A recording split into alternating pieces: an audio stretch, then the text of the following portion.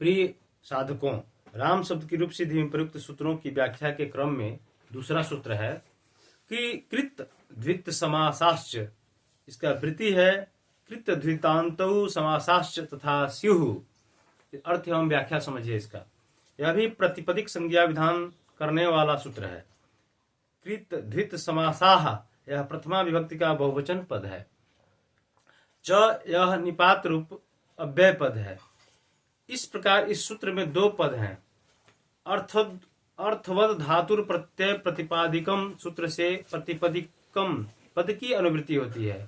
कृत और तद्वित के प्रत्यय होने के कारण इससे तदंत विधि होकर कृदंत और तद्वितांत यह अर्थ हो जाता है।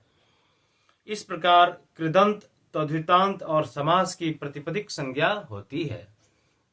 यह सूत्र का अर्थ है कृदंत और तद्वितांत के प्रत्यय होने के कारण पूर्व सूत्र से प्रतिपदिक संज्ञा प्राप्त नहीं थी, इसलिए उनकी प्रतिपदिक संज्ञा यह सूत्र करता है। कृदंत के उदाहरण देखिए, कर्ता, कारक, पाचक आदि। तद्वितांत के उदाहरण औपगौ, वासुदेव, दक्ष आदि। समास के उदाहरण राजपुरुष, राजपुत्र इत्यादि। इसी क्रम में तीसरा सूत्र स्वौ जसमौट षष्टाभ्याम भीष डेम भ्याम भ्यम ढसी भ्याम भ्यस डसोसाम ड्योस सुप। बहुत इंपॉर्टेंट सूत्र है। ये हमेशा परीक्षा में पूछता है। इसको रटने से, समझने से मार्क्स मिलने की संभावना बढ़ जाती है। इसका वृत्ति समझिए। सु औजस इति प्रथमा, अम औ सस इति द्वितीया, टाभ्याम भिस इति तृतीया, डेभ्याम भ्यस इति चतुर्थी, डसभ्याम भ्यस इति पंचमी, डस ओस आम इति षष्ठी, डी ओस सूप इति सप्तमी। इसका अर्थ एवं व्याख्या समझिए। यह विधि सूत्र है। यह सूत्र समस्त एक पदात्मक है। इस सूत्र में समाहार द्वंद्व समास है।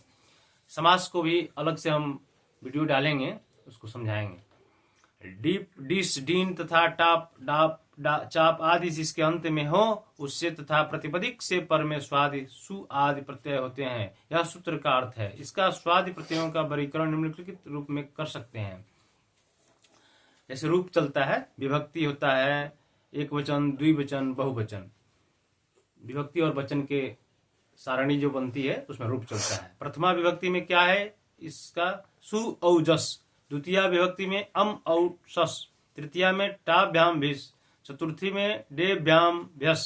पंचमी में नसिभ्याम भ्यस। षष्ठी में नस ओस आम। सप्तमी में नी ओस सुप।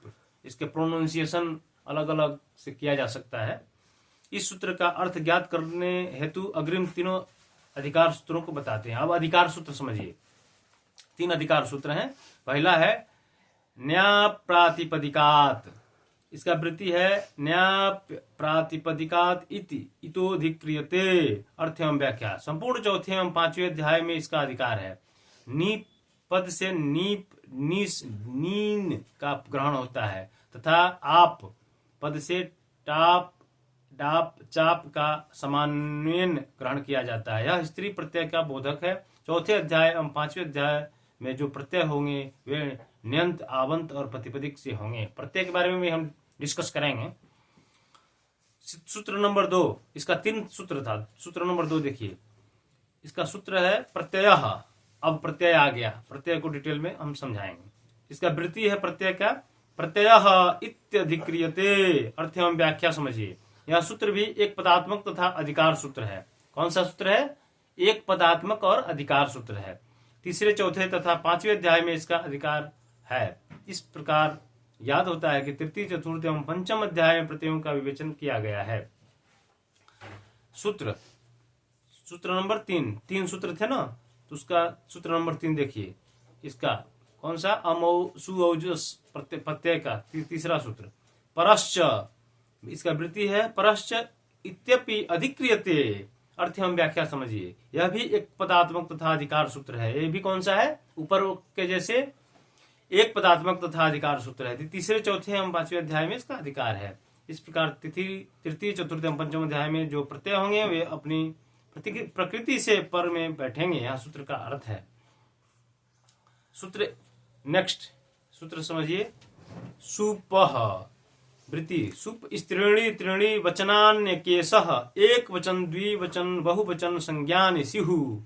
अर्थ एवं व्याख्या समझिए। यह सूत्र सुपों सुप प्रत्ययों की एक वचन द्विवचन बहुवचन संज्ञा करता है। सुपों के जो तीन तीन वचन हैं उनकी क्रम से एक वचन द्विवचन तथा बहुवचन संज्ञा होती है। इसी प्रकार